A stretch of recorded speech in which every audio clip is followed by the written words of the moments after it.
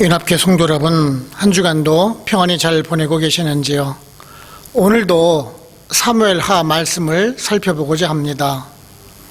사무엘하 말씀은 크게 우리가 세 부분으로 나누어서 살펴볼 수가 있습니다.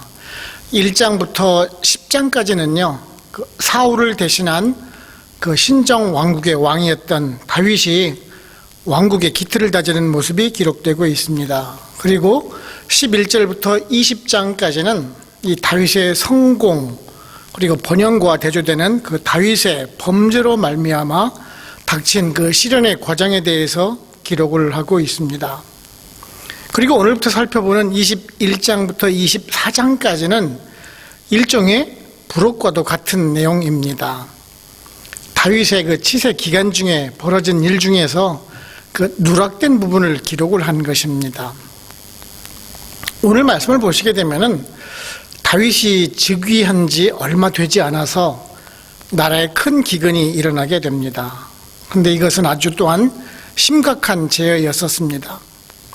당시는 이러한 재해가 단순한 재해가 아니라 하나님의 심판이라고 여겨지던 때였었습니다. 그러자 다윗이 하나님께 간구하여서 그 원인을 묻게 됩니다. 그러자 사울과 그 집안 사람들이 기드온 사람들을 무참히 살해한 학살한 까닭이라라는 그런 응답을 받게 됩니다. 여호수아 9장을 보시게 되면은 여호수아가 정복 전쟁을 벌일 때 거짓으로 화평을 맺은 부족이 나오게 됩니다. 그것이 바로 곧 오늘 나오는 기브온 민족입니다. 비록 거짓으로 속이고 맺은 그 화평의 조약이었지만은 약속은 약속이었었습니다. 그런데 사울이 알 수 없는 그 시기에 기브온 족속을 멸하려고 시도를 하게 됩니다. 아마 또 그 배타적인 그런 민족주의적인 마음이 있었을 것입니다. 그래서 많은 기브온 족속들이 그 사람들이 죽게 되는 그런 사건이 발생을 하게 된 것입니다. 하나님께서는 이에 대한 징계로 기근을 내리시게 된 것입니다. 다윗은 이 문제를 해결해야 했었습니다.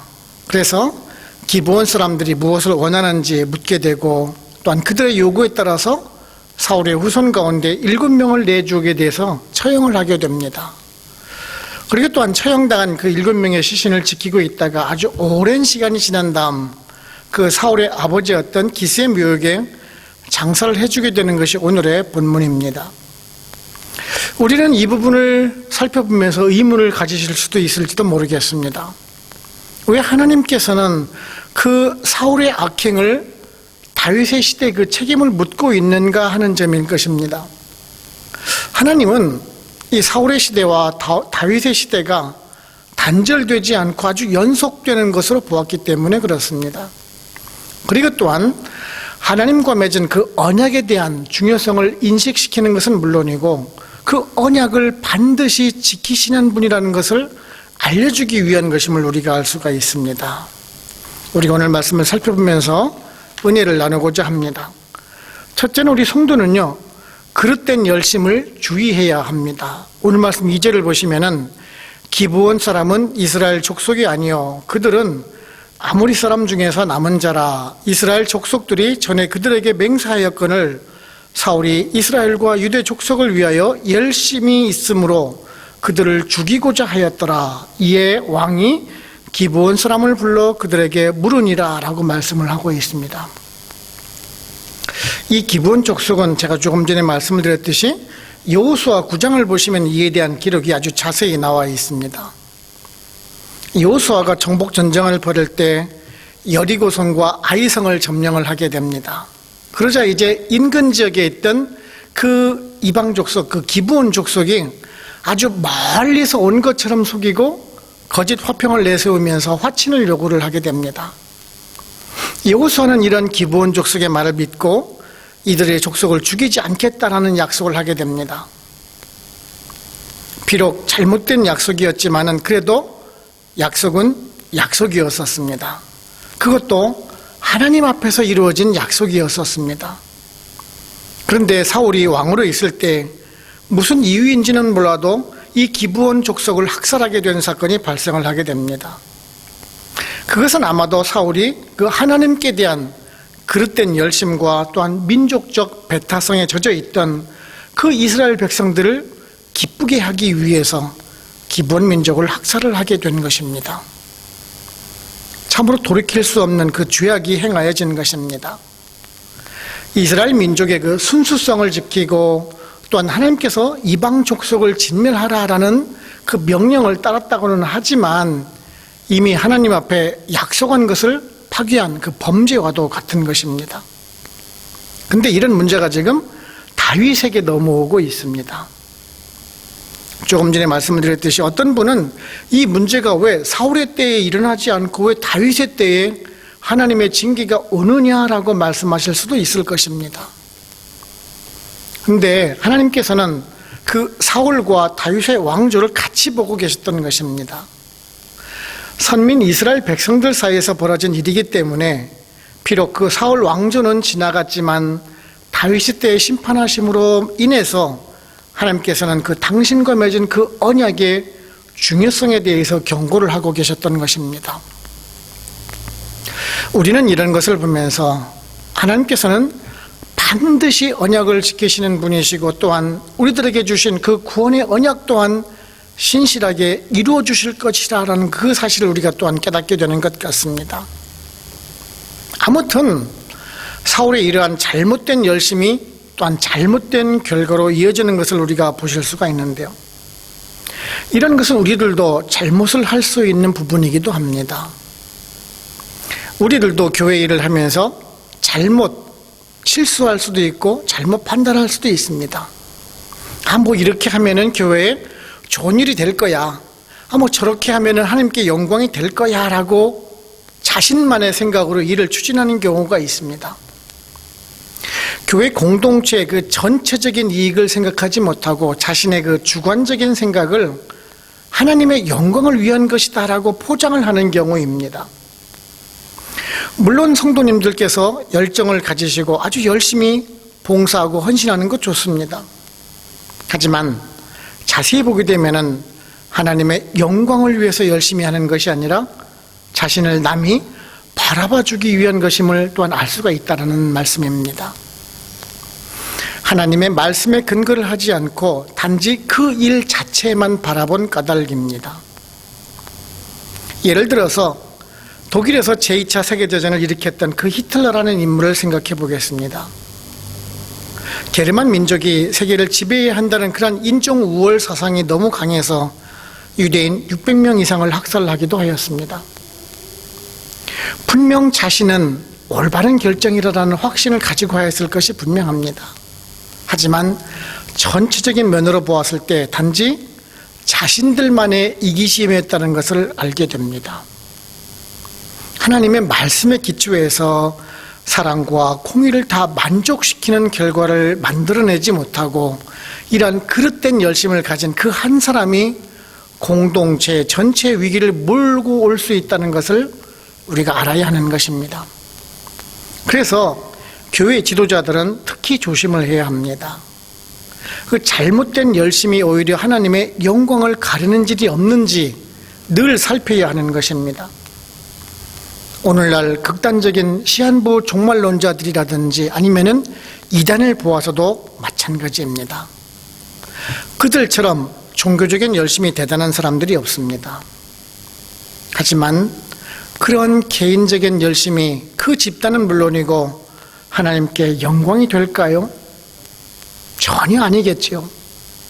오히려 하나님의 영광을 가릴 뿐더러 나중에는 그 자신들이 심판을 받게 될 것이다라는 말씀입니다.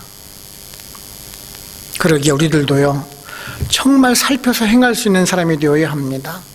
물론 교회에서 열심히 섬기고 봉사해야 할 것 맞습니다. 해야 합니다. 하지만 그것이 하나님의 말씀에 비추어서 바른 것이 되어야 합니다. 교회 전체에도 유익이 되어야 하고 하나님께 영광을 돌리는 그 일에 열성을 다해야 할 것입니다. 이사야서 55장 2절에서요. 너희가 어찌하여 양식이 아닌 것을 위하여 은을 달아주며 배부르게 하지 못할 것을 위하여 수고하느냐.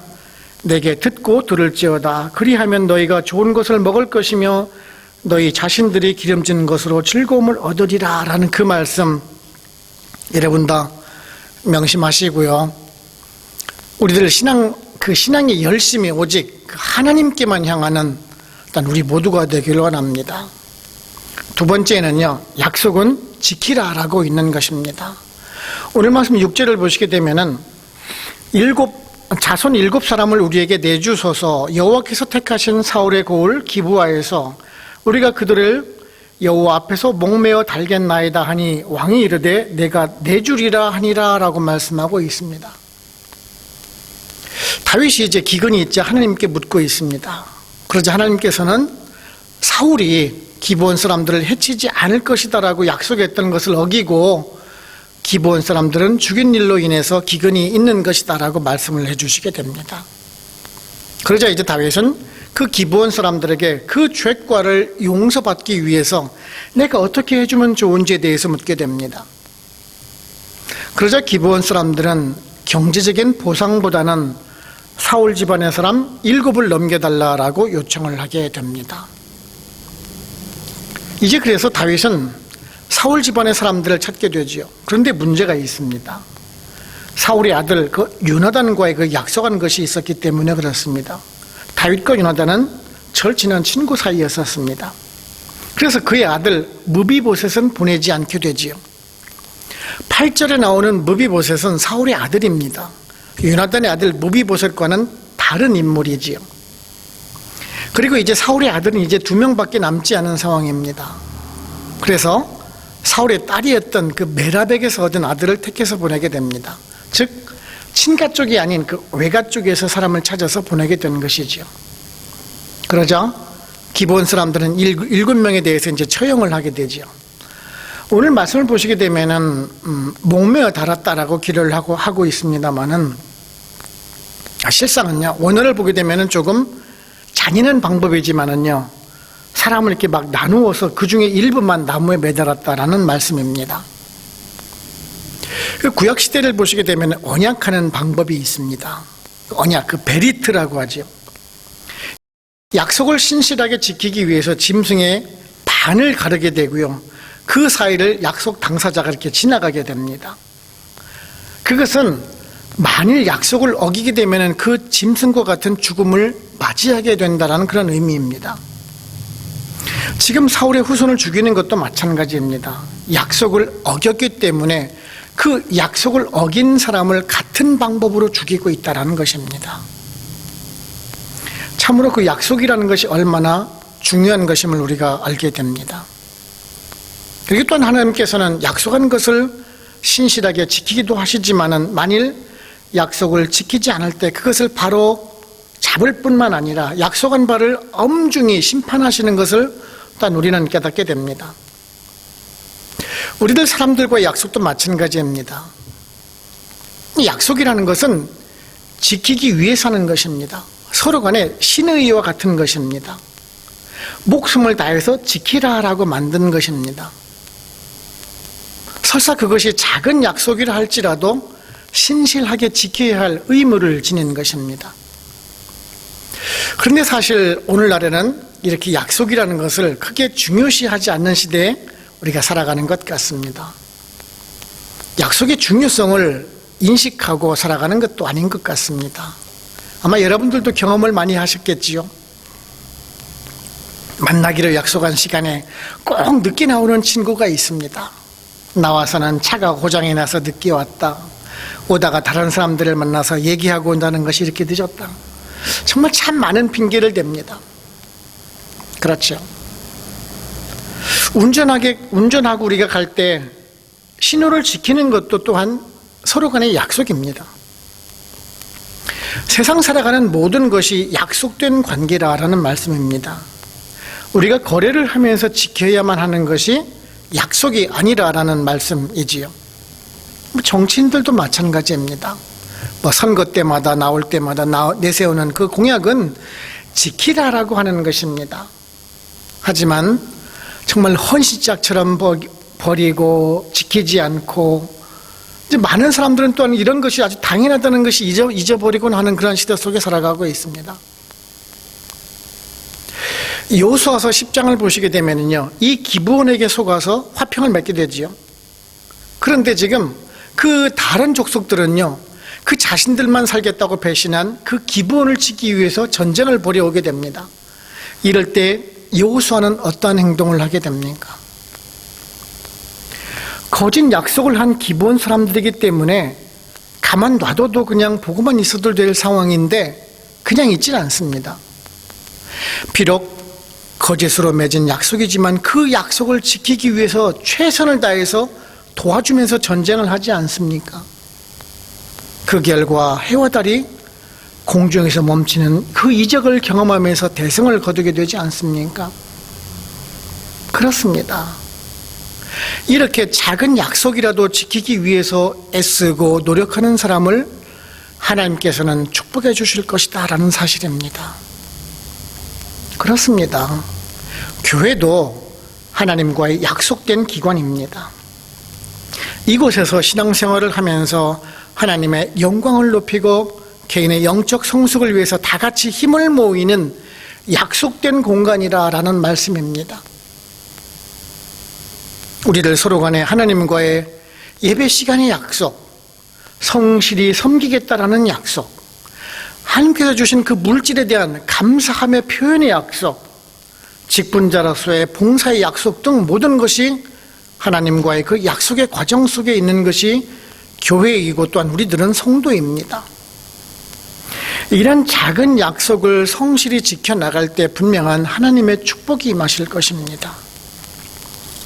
민수기 30장 2절에서요. 사람이 여호와께 서원하였거나 결심하고 서약하였으면 깨뜨리지 말고 그가 입으로 말한 대로 다 이행할 것이니라 라는 그 말씀 우리 모두 다 기억하시고요. 언제나 그 하나님을 향한 그 약속을 잘 이행해 나가시는 또한 저와 여러분들 되시기를 바랍니다. 세 번째는 우리 성도는 참 사랑을 실천할 수 있는 사람이 되어야 합니다. 오늘 말씀 14절을 보시면은 사울과 그의 아들 요나단의 뼈와 함께 베냐민 땅 셀라에서 그의 아버지 기스의 묘에 장사하되 모두 왕의 명령을 따라 행하니라. 그 후에야 하나님이 그 땅을 위한 기도를 들으시니라 라고 말씀하고 있습니다.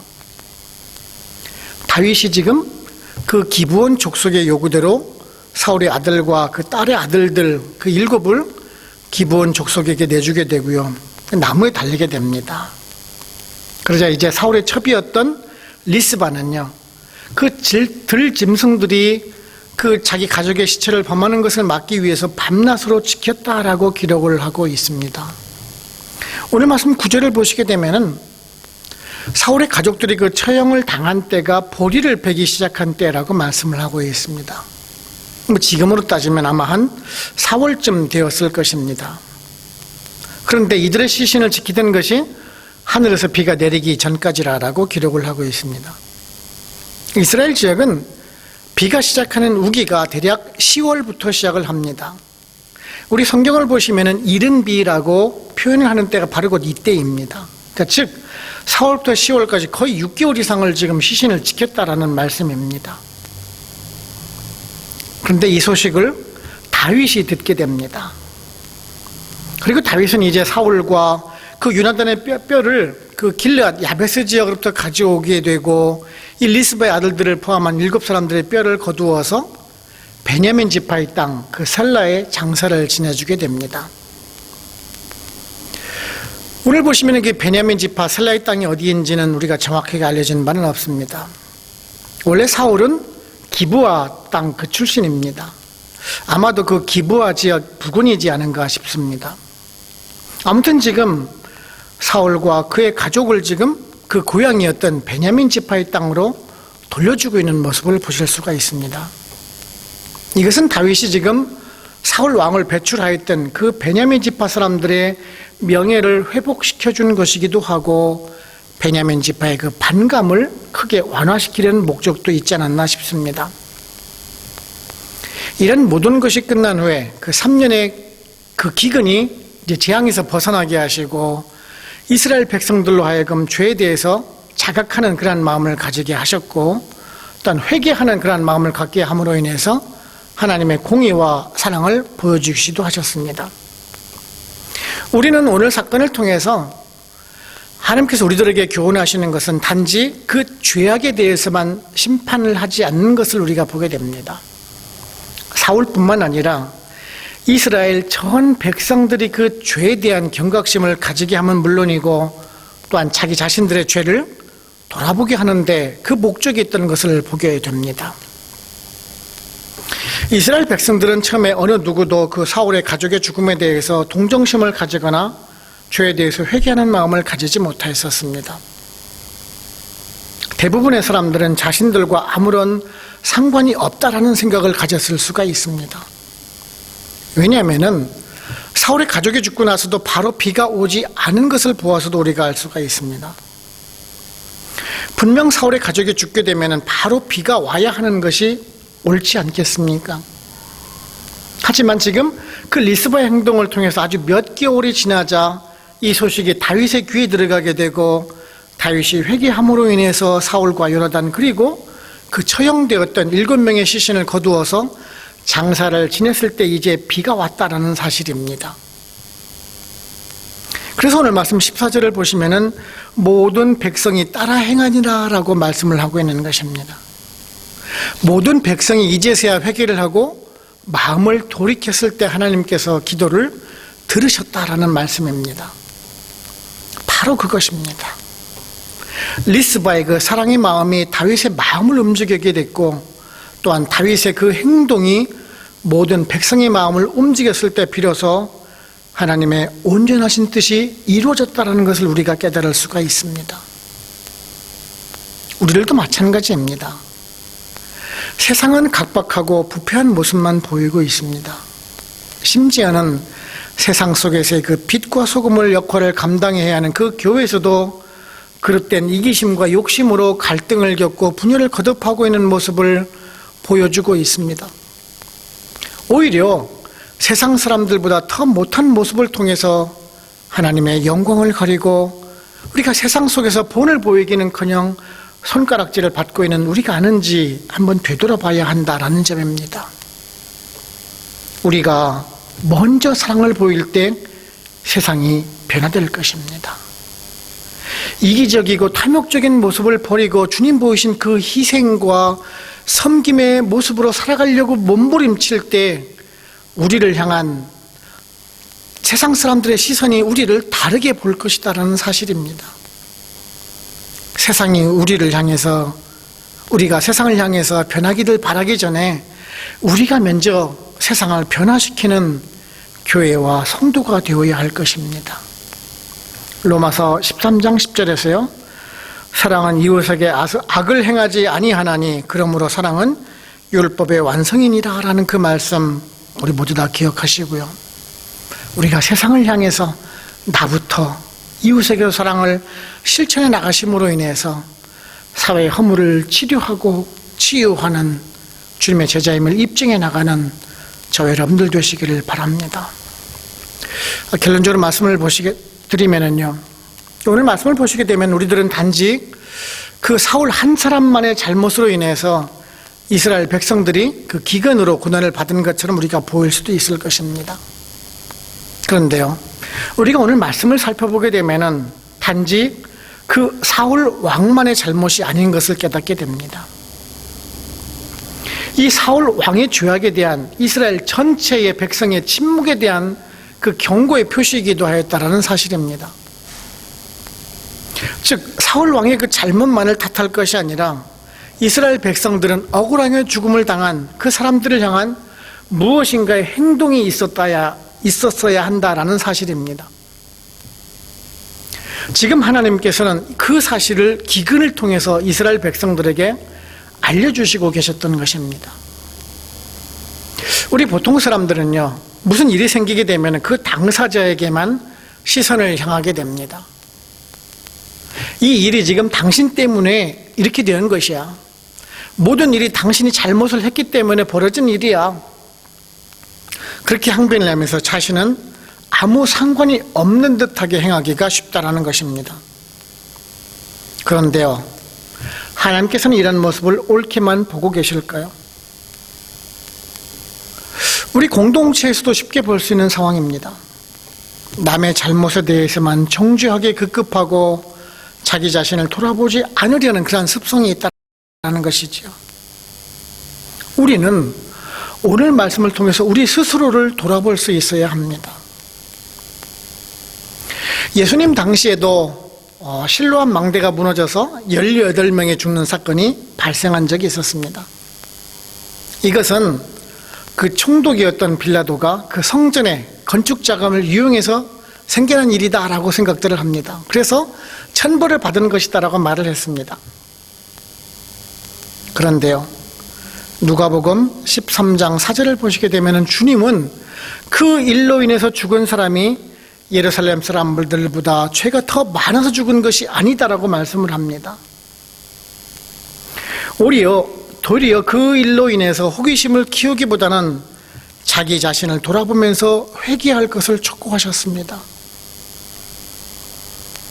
그렇습니다. 우리는 문제가 있을 때 그것을 부풀리고 정죄하기보다는 자기 자신을 돌아보면서 회개할 수 있는 마음을 먼저 가져야 합니다.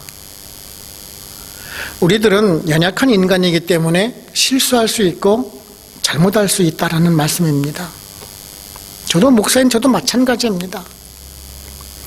그렇기 때문에 나도 그러한 실수를 할 수 있는 사람이라는 것을 알기 때문에 더욱더 조심하면서 이웃의 실수를 교훈 삼아서 자신을 돌아볼 수가 있어야 하는 것입니다. 자신의 그러한 죄악된 모습을 돌아보면서 성찰을 할 때 비로소 거룩한 사람으로서 하나님 앞에 바로 서 있을 수가 있게 되는 것입니다. 저와 여러분, 오늘 말씀을 명심하시고요.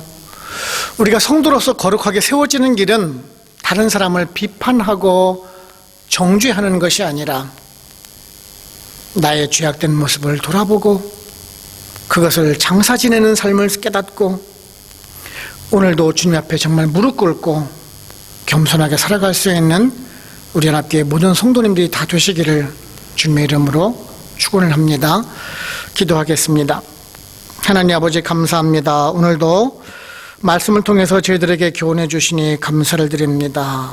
이스라엘 백성들이 과거 사울의 때에 기브온 족속을 죽인 사건으로 인해서 기근을 당하게 되고 또한 다윗이 회개하여서 기브온 족속에게 사울의 집안 사람을 나무에 달리게 하는 그런 일들을 우리가 살펴보게 됩니다. 그리고 사울의 첩이었던 르스바가 그 슬픈 중에도 가족의 명예를 지키기 위해서 그 사랑의 모습을 보여주는 것을 통해서 다윗과 이스라엘 백성들이 회개를 하게 되고 결국 그 하나님의 심판이 그치게 되는 것을 보면서 또 우리들 자신을 돌아보게 됩니다.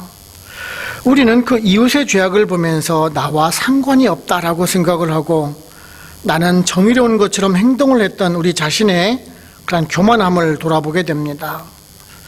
우리가 오늘 말씀을 받으며 우리도 교만하고 죄악에 가득 찬 연약한 인간임을 또한 깨닫게 됩니다. 나도 실수할 수 있고 잘못할 수 있다는 그런 연약함을 깨닫고 모든 행동을 스스로 돌아보면서 교훈을 삼고 또한 거룩하고 겸손한 모습으로 살아가길 원합니다. 그래서 우리가 이웃의 실수를 보며 경책하고 질책함으로 나를 높이려는 그런 교만함을 버리고 내 스스로를 돌아보며 자상함으로 인해서 그 주님 보이셨던 온유함과 섬김의 마음, 스스로를 성찰하는 그 자세를 통해서 예수 그리스도의 제자임을 입증해 나가는 귀하고 복된 우리 연합교회 모든 성도님들 다 될 수 있도록 성령님 인도하여 주시옵소서. 오늘도 말씀을 주심에 감사하고 우리를 죄에서 구원하신 예수 그리스도의 이름으로 감사하며 기도하옵나이다. 아멘. 축도를 마칩니다. 지금은 우리를 죄에서 구원하시는 예수 그리스도의 은혜와 하나님 아버지의 크고 크신 사랑하심과 성령님의 인도하시고 역사하시고 우리와 같이 교통하심이 파라과이 한인연합교회 모든 성도님들과 그들의 가정과 직장, 사업체 그리고 선교지와 연합교회 위에 지금으로부터 영원토록 함께 합시기를 간절히 축원하옵나이다. 아멘.